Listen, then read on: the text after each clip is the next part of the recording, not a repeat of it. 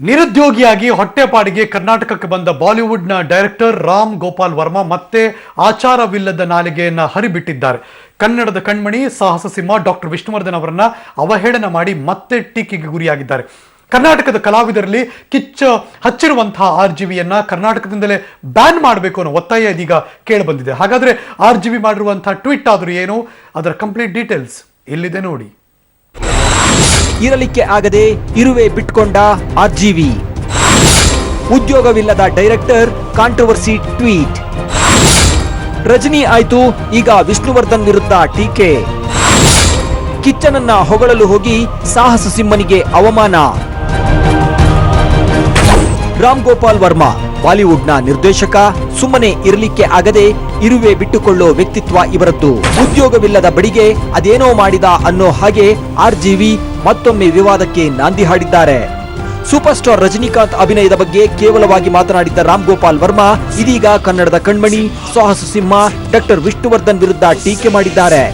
ಕಿಚ್ಚ ಸುದೀಪ್ರನ್ನ ಮೆಚ್ಚಿಸೋಕೆ ಹೋಗಿ ವಿಷ್ಣು ವಿರುದ್ಧ ಅವಹೇಳನಕಾರಿ ಟ್ವೀಟ್ ಮಾಡಿ ಸಾಹಸ ಸಿಂಹನಿಗೆ ಅವಮಾನ ಮಾಡಿದ್ದಾರೆ. ಜೊತೆಗೆ ಕನ್ನಡಿಗರನ್ನ, ಕನ್ನಡದ ಕಟ್ಟಾಳುಗಳನ್ನ ಹಾಗೂ ಕನ್ನಡದ ಕಲಾವಿದರನ್ನ ರೊಚ್ಚಿಗೆಬ್ಬಿಸಿದ್ದಾರೆ. ಇದೇ RGV ಮುಂಬೈನಲ್ಲಿ ಉಗ್ರರ ದಾಳಿಯಾದ ಮರುದಿನವೇ ಅವಿವೇಕತನ ಪ್ರದರ್ಶಿಸಿದ್ರು. ಉಗ್ರರ ದಾಳಿಯಲ್ಲಿ ಮೃತಪಟ್ಟ ಅಮಾಯಕರ ವೀರ ಯೋಧರ ಮೃತದೇಹ ತೆಗೆಯುವ ಮುನ್ನವೇ ಘಟನಾ ಸ್ಥಳಕ್ಕೆ ಭೇಟಿ ನೀಡಿದ್ರು. ಘಟನೆ ಆಧರಿಸಿ ಸಿನಿಮಾ ಮಾಡೋದಾಗಿ ಹೇಳಿದ್ದ ಇದೇ ಅವಿವೇಕಿ ನಿರ್ದೇಶಕರ ಜೊತೆಗೆ ತೆರಳಿದ್ದಕ್ಕೆ ಅಂದಿನ ಮಹಾರಾಷ್ಟ್ರ CM ತನ್ನ ಹುದ್ದೆಯನ್ನೇ ಕಳೆದುಕೊಂಡಿದ್ರು.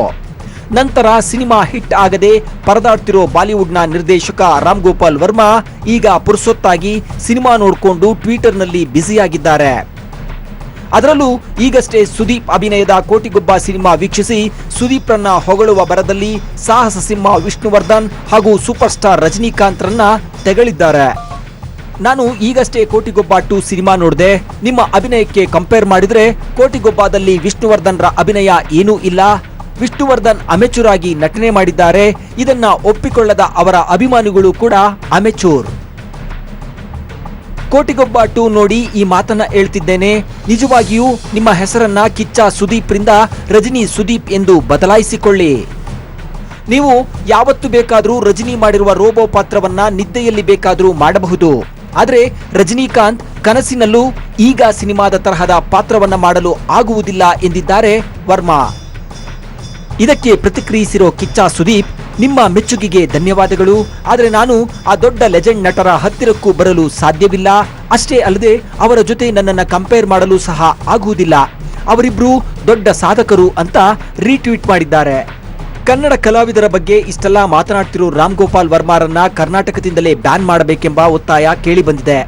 ಅಸಲಿಗೆ ನಿರುದ್ಯೋಗಿಯಾಗಿ ಹೊಟ್ಟೆಪಾಡಿಗೆ ಕರ್ನಾಟಕಕ್ಕೆ ಬಂದ RGV ಕಾಲಿಟ್ಟ ಕಡೆಯೆಲ್ಲ ವಿನಾಶ ಎದುರಾಗುತ್ತೆ. ಇಷ್ಟಾದ್ರೂ RGVಗೆ ತಾಕತ್ತಿದ್ರೆ ಮುಂಬೈನಲ್ಲಿ ಹೋಗಿ ಬಾಲ್ ಠಾಕ್ರೆ, ಉದ್ಧವ್ ಠಾಕ್ರೆ ವಿರುದ್ಧ ಮಾತನಾಡ್ಲಿ. ಆಗ RGV ಗಂಡುಸುತನ ಗೊತ್ತಾಗುತ್ತೆ ಅನ್ನೋದು ಕನ್ನಡಿಗರ ಸವಾಲು. ಸದ್ಯಕ್ಕೆ ಖಾಲಿ ಕೂತಿರೋ ವರ್ಮಾ ಬಹುಶಃ ಕಿಚ್ಚನ ಕಾಲ್ಶೀಟ್ಗಾಗಿ ಹೀಗೆ ಮಾಡ್ತಿದ್ದಾರೆ ಎನ್ನಲಾಗ್ತಿದ್ದು, ಹೆಸರಾಂತ ನಿರ್ದೇಶಕನೊಬ್ಬ ಹೀಗೆ ಮಾತನಾಡಿರೋದು ಅವರ ವ್ಯಕ್ತಿತ್ವವನ್ನ ಎತ್ತಿ ತೋರಿಸುತ್ತೆ. ಕಿಚ್ಚನನ್ನ ಹೊಗಳಲು ಹೋಗಿ ಡಾಕ್ಟರ್ ವಿಷ್ಣುವರ್ಧನ್ ರನ್ನ ಅವಮಾನಿಸಿರುವುದು ಎಷ್ಟರ ಮಟ್ಟಿಗೆ ಸರಿ ಅನ್ನೋ ಪ್ರಶ್ನೆ ಎಲ್ಲರನ್ನ ಕಾಡ್ತಿದೆ. Bureau report, public TV.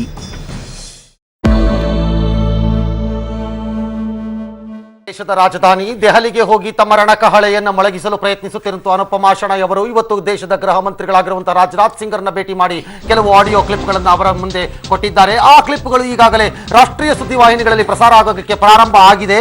ಇದೆಲ್ಲವೂ ಅನುಪಮಾ ಶೆಣೈ ಕೊಟ್ಟಿರುವಂತಹ ಕ್ಲಿಪ್ಗಳು. ಇದು ಮದುವೆ ಮಾತು ಸ್ಟ್ರೈಟ್ ಫಾರ್ವರ್ಡ್. ಇತ್ತೀಚೆಗೆ ನಟ ಯಶ್ ಹಾಗೂ ರಾಧಿಕಾ ಪಂಡಿತ್ ಗೋವಾದಲ್ಲಿ ಎಂಗೇಜ್ಮೆಂಟ್ ಆಗಿ ಸುದ್ದಿಯಾಗಿದ್ರು. ತಮ್ಮ ಕುಟುಂಬ ಹಾಗೂ ಆತ್ಮೀಯರೆದುರು ಉಂಗುರವನ್ನ ಬದಲಾಯಿಸಿಕೊಂಡ ಜೋಡಿ 5 ದಿನ ಆದ ಮೇಲೆ ಬೆಂಗಳೂರಿಗೆ ವಾಪಸ್ ಆಗಿದ್ದಾರೆ.